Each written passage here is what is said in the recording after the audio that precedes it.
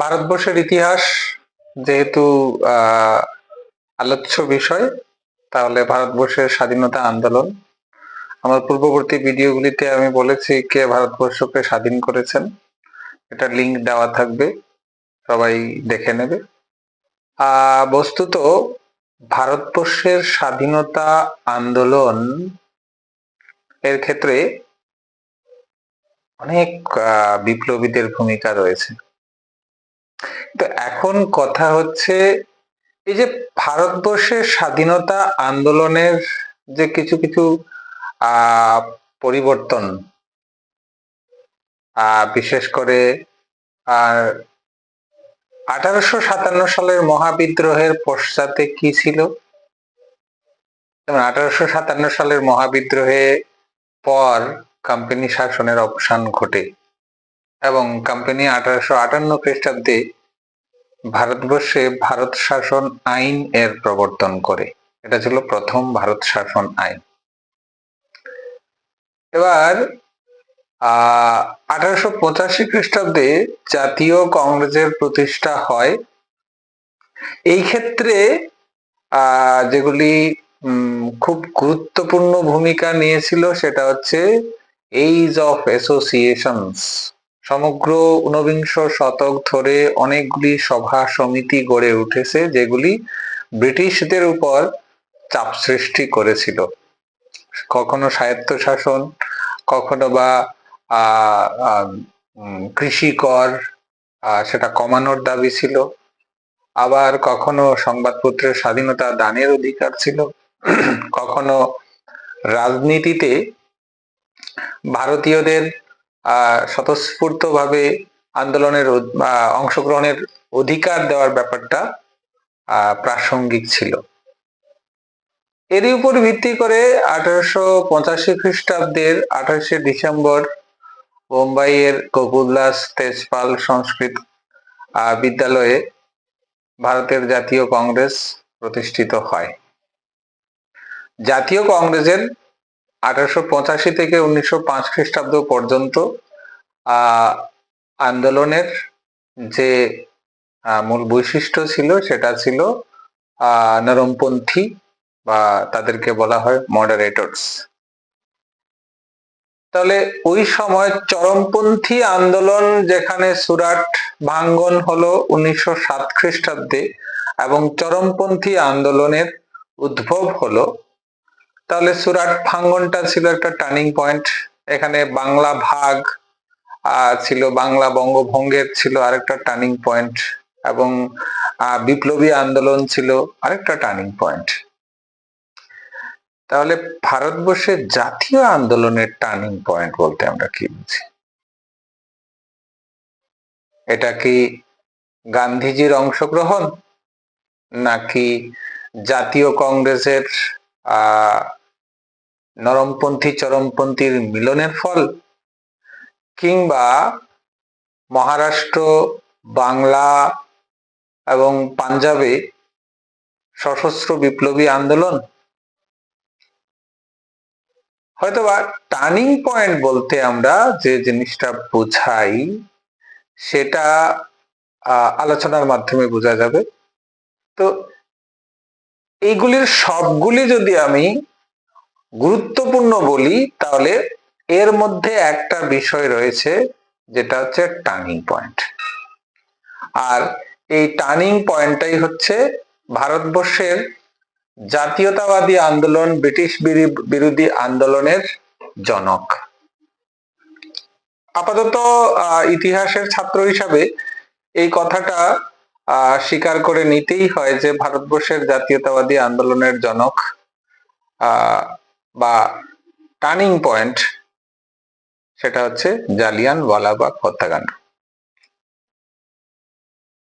এটা আলোচনার মাধ্যমেই পরিষ্কার হবে যে জালিয়ানওয়ালাবাগ হত্যাকাণ্ড টার্নিং পয়েন্ট কেন ছিল। মূলত প্রথম বিশ্বযুদ্ধের পূর্বে আমরা সবাই জানি 1914 খ্রিস্টাব্দে থেকে 1918 খ্রিস্টাব্দের 11ই নভেম্বর আনুষ্ঠানিকভাবে প্রথম বিশ্বযুদ্ধের শেষ হয় 11ই নভেম্বর। প্রথম বিশ্বযুদ্ধের পর ভারতবর্ষে স্বাভাবিকভাবে অনেক বেশি পরিবর্তন এসেছিল। মূলত এই সময় প্রথম বিশ্বযুদ্ধে যারা ভারতীয় সৈন্যরা অংশগ্রহণ করেছিল তারা বেকার হয়ে পড়েছিল।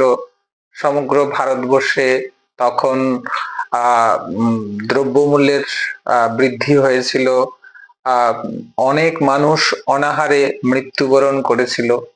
প্রথম বিশ্বযুদ্ধে ভারতীয়রা মিত্রপক্ষকে, ইংল্যান্ড, ফ্রান্স, রাশিয়া গঠিত মিত্রপক্ষকে সমর্থন করেছিল যে ভারতবর্ষকে যাতে স্বায়ত্তশাসন প্রদান করা হয়।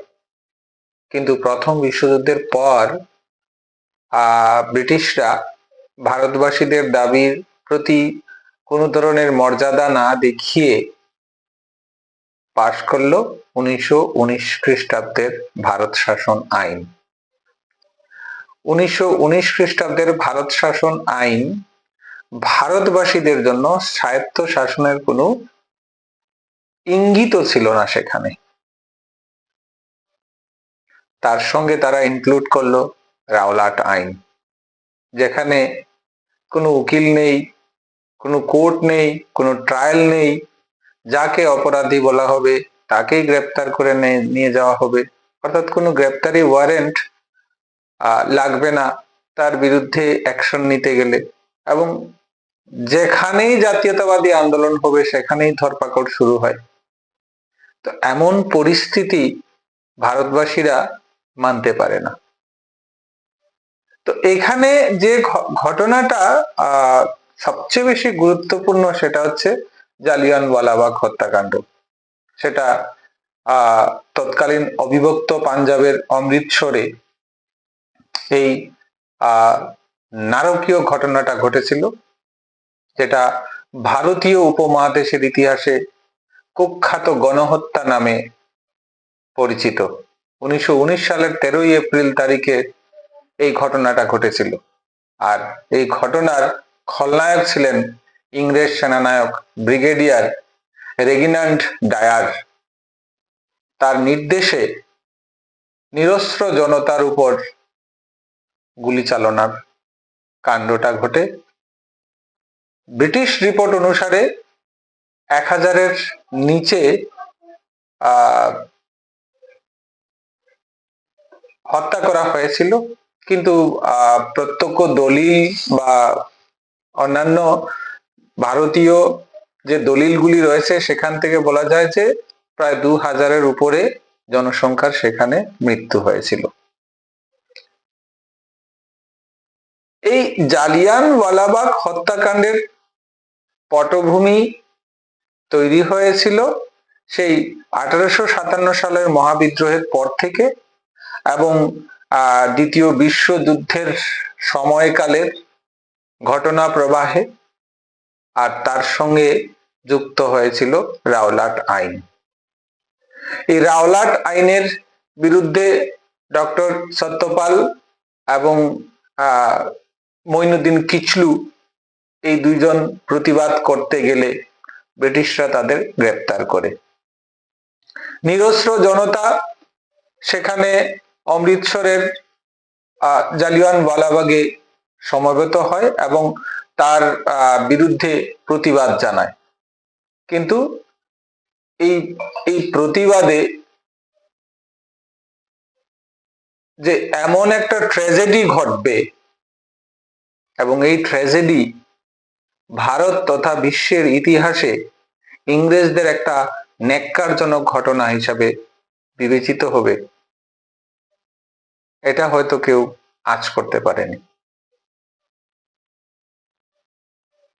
হত্যাকাণ্ড, প্রতিটি হত্যাকাণ্ডই মর্মান্তিক। ভারতবর্ষের ইতিহাস হত্যাকাণ্ডের, প্রচুর হত্যাকাণ্ডের সাক্ষী।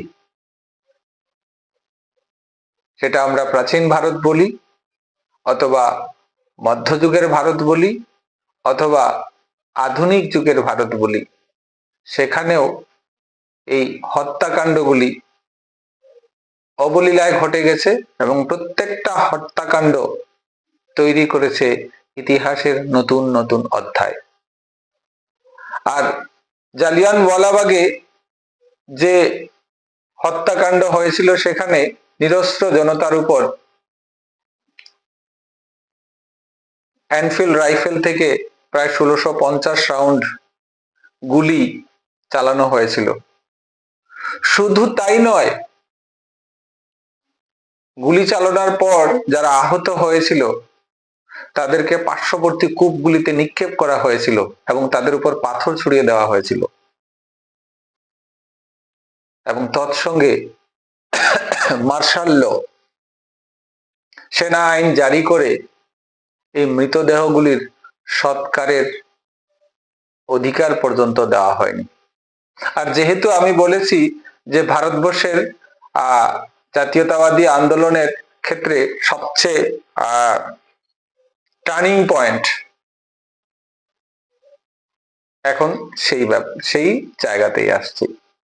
জালিয়ানওয়ালাবাগের ভয়ানক ও মর্মান্তিক হত্যাকাণ্ডের ঘটনায় ব্রিটিশ শাসনের প্রকৃত নগ্নতা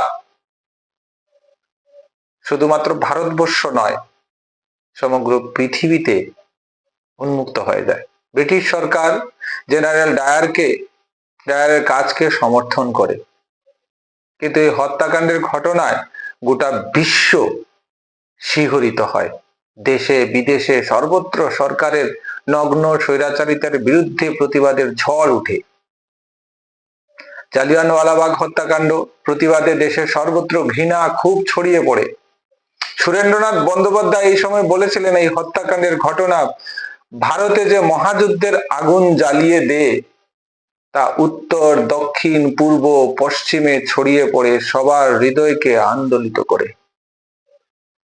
জালিয়ানওয়ালাবাগের ঘৃণ্য ও বর্বরচিত হত্যাকাণ্ডের প্রতিবাদ জানিয়ে রবীন্দ্রনাথ ঠাকুর ব্রিটিশ সরকারের দেওয়া নাইট উপাধি পরিত্যাগ করেন। দিল্লির হাকিম আজমল খান তার মশিহ-উল মুলক উপাধি এবং প্রথম শ্রেণীর কাইজারি হিন্দ স্বর্ণ পদক সরকারকে ফেরত দেন। ভারতীয় জাতীয় কংগ্রেস এই ঘটনার তীব্র নিন্দা করে। কংগ্রেস নেতা CF অ্যান্ড্রুজ এই ঘটনাকে কসাইখানার গণহত্যার সমতুল্য বলে নিন্দা করেন। এবার এই জালিয়ানওয়ালাবাগ হত্যাকাণ্ডের পরবর্তীতে ভারতবর্ষের সর্বত্র এক ভয়ঙ্কর ক্ষোভ জনতার মধ্যে দেখা দেয়। এই সময় অসহযোগ আন্দোলন, 1919 খ্রিস্টাব্দের অসহযোগ আন্দোলন এর জনক হিসাবে আখ্যা দেওয়া হয় রাওলাটাইন এবং জালিয়ানওয়ালাবাগকে। আর বিশেষত জালিয়ানওয়ালাবাগের হত্যাকাণ্ডের মূল স্রোত ছিল, যেটা ইমিডিয়েট কজ আমরা বলতে পারি, সেটা হচ্ছে রাওলাটাইন। রাওলাটাইনের পর জালিয়ানওয়ালাবাগ হত্যাকাণ্ড হলো, আর জালিয়ানওয়ালাবাগ হত্যাকাণ্ডের পর 1920 খ্রিস্টাব্দে গান্ধীজি ডাক দিলেন অসহযোগ আন্দোলন। তো এই অসহযোগ আন্দোলনের ঠিক পূর্বে, অর্থাৎ জালিয়ানওয়ালাবাগ হত্যাকাণ্ডের দুদিন পর কি হলো, এখানে একটা খুব ইন্টারেস্টিং ব্যাপার হচ্ছে, গুজরানওয়ালায় একটা বিক্ষোভ হয়। জালিয়ানওয়ালাবাগের ঘটনা ঘটে 13ই এপ্রিল। দুদিন পর অর্থাৎ 15ই এপ্রিল গুজরানওয়ালায় বিক্ষোভ সংগঠিত হয় অমৃতসরের হত্যাকাণ্ডের প্রতিবাদে। বিক্ষোভকারীদের বিরুদ্ধে পুলিশ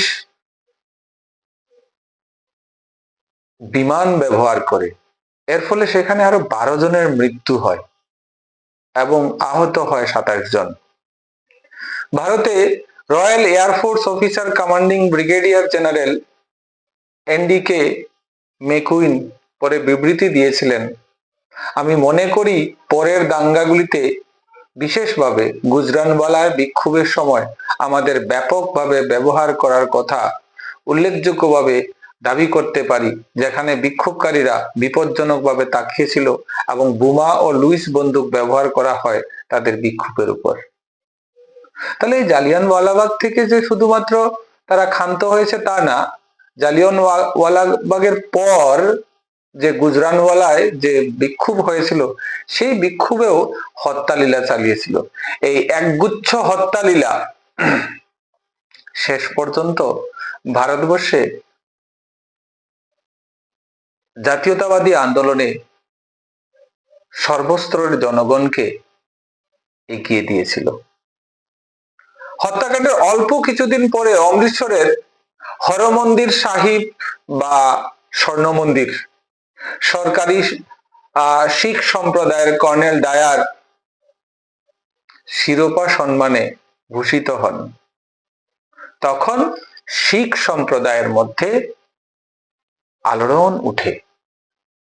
12ই অক্টোবর 1920 সালে মহাশ্বেতা খালসা কলেজের ছাত্র ও অনুষদ মহোদয়ের নিয়ন্ত্রণ থেকে গুরুদ্বার অবিলম্বে অপসারণের দাবিতে একটি সভা আহ্বান করা হয়। ফলস্বরূপ 15ই নভেম্বর 1920 সালে শিখ মন্দিরের সংস্কার ও সংস্কারের জন্য শিরোমণি গুরুদ্বার প্রবন্ধক কমিটি গঠন করা হয়। এবার কথা হচ্ছে, এই যে টার্নিং পয়েন্ট আমি বলেছি, সেই টার্নিং পয়েন্টটা হচ্ছে এরপর ভারতীয়রা তাদের নিজস্ব অধিকার সম্পর্কে সচেতন হয়। কংগ্রেসের মধ্যে আন্দোলনমুখী মনোভাব তৈরি হয়। গান্ধীজির ডাকে অসহযোগ আন্দোলনে সমস্ত স্তরের মানুষের মধ্যে একটা প্রেরণা কাজ করে এবং ইতিমধ্যে গান্ধীজি 3টা আঞ্চলিক আন্দোলনে অর্থাৎ চম্পারণ, খেদা এবং আহমেদাবাদ 3টা আন্দোলনে সফল হলে গান্ধীজির প্রতি মানুষের বিশ্বাস আরো বেড়ে যায় এবং রাওলাট আইন, প্রথম বিশ্বযুদ্ধের পর ভারতবর্ষের অর্থনৈতিক দুর্দশা, ভারতবর্ষবাসীদের স্বায়ত্তশাসনের অধিকার, শিক্ষার অধিকার, বাক স্বাধীনতার অধিকার, সংবাদপত্রের অধিকার, এই প্রত্যেকটা বিষয় সম্পর্কে মানুষের মধ্যে সচেতনতা গড়ে ওঠে। এর ফলে পূর্ববর্তী আন্দোলনগুলিতে যে পরিমাণ সাধারণ জনগণের অংশগ্রহণ ছিল তার চেয়ে বেশি অংশগ্রহণ ছিল অসহযোগ আন্দোলনে। এবং এই অসহযোগ আন্দোলন হচ্ছে ভারতবর্ষে ব্রিটিশ বিরোধী আন্দোলনের, জাতীয় আন্দোলনের প্রথম আন্দোলন। অসহযোগ আন্দোলন যদিও ব্যর্থ হয়, তারপর এই অসহযোগ আন্দোলনের প্রেরণা থেকে আমরা আইন অমান্য আন্দোলন দেখি, ভারতবর্ষে ভারত ছাড়ো আন্দোলন দেখি। তো মূল কথা হচ্ছে ভারতবাসীর মানসিক পরিবর্তন, জাতীয় নেতৃত্বদের মানসিক পরিবর্তনের ক্ষেত্রে সবচেয়ে বেশি গুরুত্বপূর্ণ ছিল এই জালিয়ানওয়ালাবাগ হত্যাকাণ্ড। জালিয়ানওয়ালাবাগ হত্যাকাণ্ড ভারতবর্ষের জাতীয় আন্দোলনের ক্ষেত্রে টার্নিং পয়েন্ট হিসাবে কাজ করেছে, কারণ এরপর দেখা গেছে প্রত্যেকটা ক্ষেত্রে মানুষ এই ট্র্যাজেডিকে স্মরণ করে এগিয়ে গেছে। এখানে অনেকেরই ভূমিকা রয়েছে। একজনের নাম করে অন্যজনকে ছোট করার মানসিকতা হয়তোবা আজকের ভারতবর্ষে এই ঔদ্ধত্য আমরা দেখাতে পারি না। তবে একটা কথা সত্য যে ভারতবর্ষের জাতীয় আন্দোলনের ক্ষেত্রে জালিয়ানওয়ালাবাগ ছিল একটা টার্নিং পয়েন্ট। নমস্কার।